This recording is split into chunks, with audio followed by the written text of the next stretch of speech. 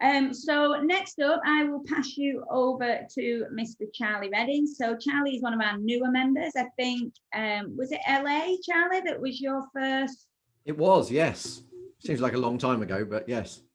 And yeah, it does. And he's been a big advocate ever since. He spoke at a couple of events for us at the PFS and doing great things, both with his fitness regime, with his Ironman stuff that he's doing, and he's interviewing on the podcast and all kinds of things going. So if you've not connected with Charlie on social media and fitness and finance is your bag, then he is well worth connecting with. So over to you, Charlie, please.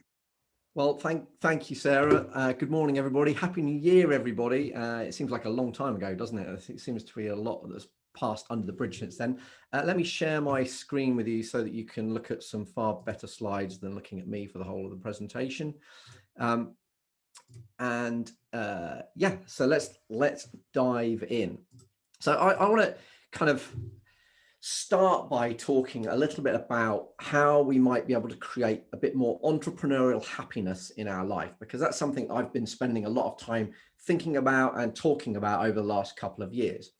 And what do I mean by entrepreneurial happiness? Well, you know, maybe you're thinking, how do I get more money flowing into the business? How do I, you know, how can I afford more marketing, more team, you know, building my team? How can I get a more constant flow of new leads coming into my business? And perhaps you're wondering, well, you know, particularly in the last year, how do I get my work-life balance back? You know, I used to have all of these amazing free days, and if you're on Strategic Coach, you'll know what I mean by that. But maybe kind of, are we working from home, or are we living in our office? We're not really sure at the moment, are we? So our work-life balance has gone out the window a little bit. Perhaps you're also thinking, you know, has the fun gone out of my business? Certainly, you know, MDRT in the last couple of years has been a key event in the year. It's been a really amazing experience. And so lockdown has kind of taken some of the fun out of our work. So if we're thinking these things at the moment, well, you know, where do we want to be? Well, we want to be in a situation where there's this constant flow of new leads coming into our business. We generated over 460 leads into our prospects into our business last year. That turned into 160 new client meetings. And so we want to be constantly looking at ways that we can generate more prospects into our business. And by the way, that's from a business that's got 4 financial planners. So we're not a huge business by any means. But maybe you're also thinking, well, how do I get that work-life balance back? How do I spend more time doing the things that, you know, look after myself physically, or spending more time with the people I care most about and the activities I care most about? And perhaps you're also wondering, well, how do I get the fun back into my business? How do I, I've lost so much of that. How do I get that back? So for those of you who don't know me, I run a company called Efficient Portfolio. We're a chartered financial planning business based predominantly in Rutland.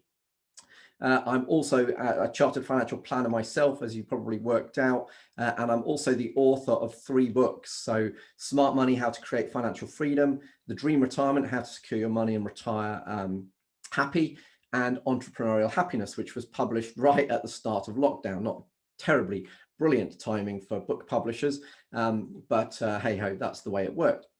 And in Entrepreneurial Happiness, I talked about really getting this entrepreneurial happiness was about 3 things.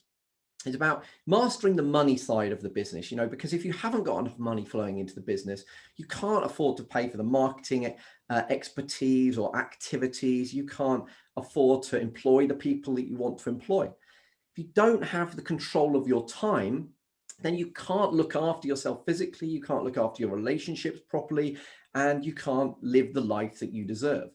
And of course, if you're not enjoying your business, the time in the business, if fun is drained out of your business, then really, you know, your motivation will never be there, and it'll never turn into the potential that it has.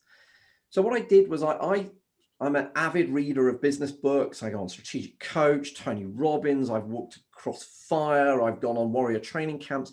And what I've done is I've taken the best ideas I've found from my own business experience, but also over 200 business books and multiple different courses and put them into a series of different areas. The first being a profitable business plan, which is all about how we can generate more leads and more money into our business. The free life business model, which is all about how we can get a better work-life balance, how I've gone from working every hour God sends to having 3 months of the year off, running several businesses, completing Ironmans and all those sorts of crazy things. And then also the epic business blueprint about how we can really kind of model our business so that we only do the stuff that we really enjoy. Now, clearly there's way too much here to talk about this morning. So I just want to focus in a bit this morning on what are a couple of elements of the profitable business plan. And the first is how we can generate more leads, because so many of us were creating leads through seminars and physical activity, which of course in this world is no longer possible. Now, we clearly document our unique business process. We call it the efficient wealth management process, and that'll be familiar to many of you. But there's really multiple sources that we can drive people into that. There's obviously referrals, and we can work on how we can generate more referrals. There's partnership, something I'm going to come on to later on in this talk, but something that is an absolutely key way to drive prospects into your process. There's digital marketing. And this is probably, for many of us, replaced the physical marketing that we're mostly used to. So there's digital marketing, but it is such a complicated and confusing area. And then, of course, there's seminars or webinars. Historically, that would probably for all of us have been seminars. Now, really, webinars are the only way. So how can we generate leads in this new world? Well, one of the things I talk about a lot is having attraction marketing devices out there, things that you can give away for free that draw people in at the time that is right for them. So let me give you an example. So Professor Joseph Zeimler, it was an economist, and he was working on he did a study of blue collar workers in Zurich. And what he found was that despite the fact that we crave early retirement, it actually is bad for our health. He's done a study, and many others have done the same thing, that found that actually people that retire earlier generally live less time. Well, you guys probably know why that is. In retirement, every day is a Saturday, isn't it? There's no reason not to have that glass of wine and the pizza, and there's no lack of purpose for many people. But when I saw this a few years ago, I thought, well, that's really interesting, because I see the worries that people have around retirement. And yes, it's they come to us primarily because of their worries about money, but they all also come to us about, worried about, what am I going to do when I stop work? Am I going to be bored in retirement? Am I going to, be kicking around the house, not knowing what to do? And also, like so many people I see, am I going to become a shadow of my former self by not keeping fit and healthy in retirement? So what I found really was that there was really this three-pronged worry for people in the lead up to retirement. And actually, if you really want to create the dream retirement, you've got to master those three elements. It's not just the money, which is why I ended up having published in 2015 the Dream Retirement, because I'd already been through Tony Robbins, strategic coach, many other things, and working on the time principle for myself and the well-being principle for myself. I've gone from being 3 stone heavier than I am today, not being at all fit, not being keen on running, cycling, or swimming, to doing an Ironman. And it's all because of the approaches that I put in books like The Dream Retirement. But it's ultimately, the reason I'm telling you this is several things, actually. The first thing is, I've just told you why I wrote The Dream Retirement, the reason behind it, the research, the Dr. Joseph Zeimler, but also why, because I was seeing people come to me with this sweet spot, this worry around retirement. So when you're doing your marketing and building your attraction marketing devices, you've got to start with why. You've got to tell people why you're doing stuff, not what you're doing. The other thing is, if you're going to build attraction marketing devices, you've got to really think about what is most important to the person that's going to read this or consume this. Now, I could have written a book about pensions, because ultimately pensions is what most people will need to create their dream retirement. But how many people would have read it? People don't want pensions They want a dream retirement, which is why you've got to sell the drill, not the hole. In fact, you don't, they always say, you sell the drill, not the hole, or sell the hole, not the drill, actually, the wrong way around. But actually, people don't even want the hole. They don't want the drill. They actually want to be able to say to their spouse, look, haven't I done a great job? I've put the books up on the shelf. What a good partner, what a good spouse I am. That's what they really want. So you've got to think about what their biggest worries are. And one of the best ways you can do that is by asking them questions about their worries. The reason I spotted the fact that people weren't just worried about their money, but they worried about their time and their well-being was because I was asking them about what their greatest worries were and then spotting the trends from my ideal clients that all had these similar worries. So in this modern world, we've got to think about how we attract our clients differently. And, historically, we would have advertised on the TV, perhaps. We might have put something on the radio. We might have put an advert in the newspaper or a magazine. But in today's world, we've got a very different approach. Today's equivalent of TV advertising is YouTube. We can all have our own TV channel for free. It's quite incredible as long as you use it wisely. We can all create our own podcast, our own radio station. We don't have to pay to be on the local radio or the national radio. And our news, we can feed out through social media. We've got all of these things available to us without paying a huge premium to advertise to a whole load of people that actually aren't our client. And one of the things that Sarah touched on, which I wanted to just focus a little bit on this morning, was podcasts. Because we had at Efficient Portfolio, we had our own podcast, the Fit Finance Sessions, for pre-lockdown, but we've continued to use that. And regardless of how many people download these, what you've got to remember is every time we put this on LinkedIn, our ideal clients are seeing us on LinkedIn and seeing us as the expert. So it's great. It's a great way of subconsciously programming your potential clients to see you as the expert and come to you when they need your services, which might not be today. Actually, I've launched a completely different podcast during lockdown for a separate business called Triathlon. And I've been last night I was interviewing Tim Don, probably Britain's most successful triathlete ever after the Brownlees. And what's been amazing about that is that every time I've interviewed one person, I've asked them, right, so who else do you know that you think would be really good to get on this podcast? And without fail, everyone has referred me on to somebody amazing, because it's an opportunity for them to show off their network. And so, and we do this with the Fit Finance Sessions as well. We say, well, look, okay, who do you know that we could interview? And that's a great way of opening up a conversation with a potential client. We've done this with introducers. So we've gone to some of our professional introducers and said, who do you know that would be great on our Fit Finance Sessions podcast? They've referred us to people that they weren't ever going to refer us to ordinarily. So a podcast is a fantastic way of getting more referrals and speaking to new people, as well as creating an attraction marketing device that you can put out there in front of your ideal clients, as are webinars. I'm going to come back to talking about webinars later on, but creating evergreen webinars. So you record a webinar, but then have it available all the time. And you can see a few examples of ours on our website here. Then it's really powerful, because you don't want to be having to do a webinar 3 times a week, because it's just taking too much of your time away. So use the technology like EverWebinar to make an evergreen version that's always available at your client's convenience. And then you can market that in whatever way you see fit.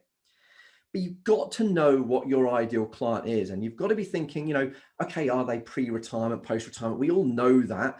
But you can be a bit more specific when you're marketing to them digitally. What brands do they like? What sports do they like? What are they members of? Where do they hang out, other than at home at the moment, obviously? What do they read? Because the more specific you can get about what your ideal client looks like, the better you can market to them, particularly in this digital world. So I suppose in summary for what I've done so far, you've got to really think about when you're marketing more than ever online, why you're doing it, why you do what you do. You've got to bring in your stories, and books and podcasts are amazing ways to do that.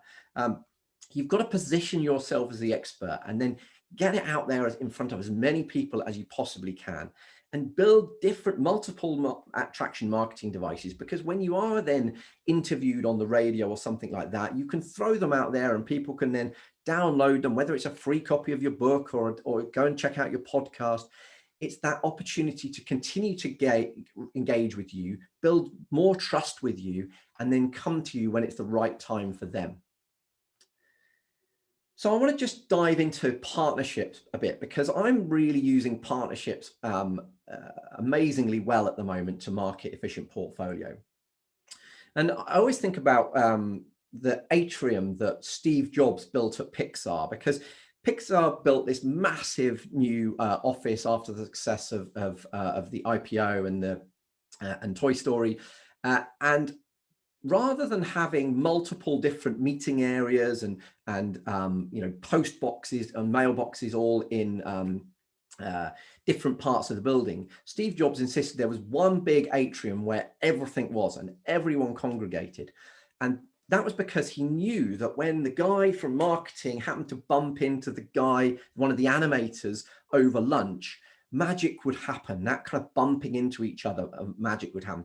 And we're actually trying to recreate this at the moment with in lockdown through our Zoom meetings in work. So twice a week we have a water cooler chat. And what we do is there's about 20 of us in the team. We all dial in, but then we use Zoom breakout rooms to break out into rooms of between 3 and 4 people, all done randomly by Zoom. And it's just right. Just talk amongst yourselves, have a bit of a nice natter. But we know that kind of bumping into people randomly, those conversations are partly what we're missing from a creative point of view in the business, but also from a social point of view. Now, partnerships, are really powerful for us, and most of you understand the benefit of working with solicitors and accountants because we've all heard it loads of times. And so we work with accountants and solicitors on what we call a trusted team approach. How can we work together as a team for the client? Because if we put all of our heads together and produce something with all of our expertise, the client's going to buy into it way more and get a better service. So we build a trusted team approach. And really, if you want to work with other companies, and really, I suppose the thing I want to emphasize here is you want to be working, it's not just accountants and solicitors. What other companies share your ideal clients but aren't in competition with you? And so really, that's the predominant thing I want you to be thinking about, is what other companies are out there that share my ideal clients but aren't in competition with me? And then you've really got to be thinking about, well, what can I give them to make them feel good, look good? What value can I add to their service? So we give clients of a trusted team a free exploration meeting worth £300. We build each partner within our accountancy firm or another professional introducer a free financial plan worth up to £3,000. We give that to each of the partners because we know that if they end up becoming a client of ours, then they're much more likely to refer clients to us. But also, they've seen the process firsthand. They've seen a lifetime cash flow forecast of their own life, which means they'll buy into it much more. And they love free stuff. You're giving them something for £3,000 worth of stuff for free. So what can you do? What can you give them that makes them look good in front of their clients and feel good? How can you add value to their service? And what can you do together? So what joint events can you do together?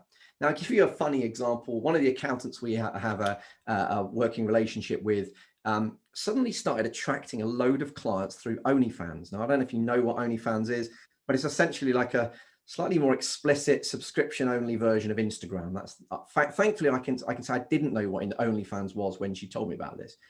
But she's got clients earning nearly £100,000 a month, and they're sat in a 2-bedroom flat in Corby.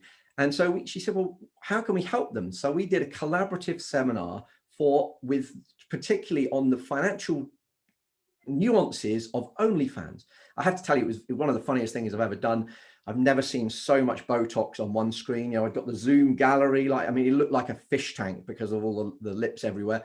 But anyway, that's a different story. But so we did this OnlyFans webinar, and a whole load of people that were her clients and potential clients dialed into it. But of course, that's now available forever. So every time she gets an OnlyFans client, she can send them a recording of that webinar, and that just opens up the opportunity in a fantastic way. A few other examples. We're doing a Leaving a Legacy one, which is an inheritance tax planning webinar with an estate agent. Well, why? Because the estate agent has got a load of wealthy people, older people on their books that he wants them to downsize. And IHT planning is a good reason to do that. We're doing a dream retirement one with a travel agent. Again, they've got a great book of ideal clients for us, but dream retirement is our segue into talking to their clients. And what can you also do that adds value to them? So we do a breakthrough business breakfast, which is a monthly breakfast webinar working through principles like I'm going through with you today. And it's just a way of adding value. It's a way of introducing them to your network. And it's just another thing. So you've got to be thinking, well, what can I do for these people, these other companies out there that have my ideal clients but aren't in competition with me, to make it in their interest? We're also doing an art one with an art dealer. Our clients get to hear about his art proposition, but we also get to market to his clients. So I suppose that's a real whistle-stop tour of what I think entrepreneurial happiness is all about. I think we've got to try and find ways to make more money. And the best way to do that in this current world is using attraction marketing devices to haul in a constant, consistent flow of leads. If you could be generating 10 leads a week without actually doing anything, it is a really lovely place to be. So I hope that helps. I hope that's the sort of thing that you wanted, Sarah. If anyone's got any questions, I'm more than happy to take those whenever there is time in this. But I hope you have a great 2021 and create a little entrepreneurial happiness. Super, thank you, Charlie. That was great. Some great ideas, hopefully, for people to pick up and run with this year. So a really good session for the first meeting of the year as well. That was really good.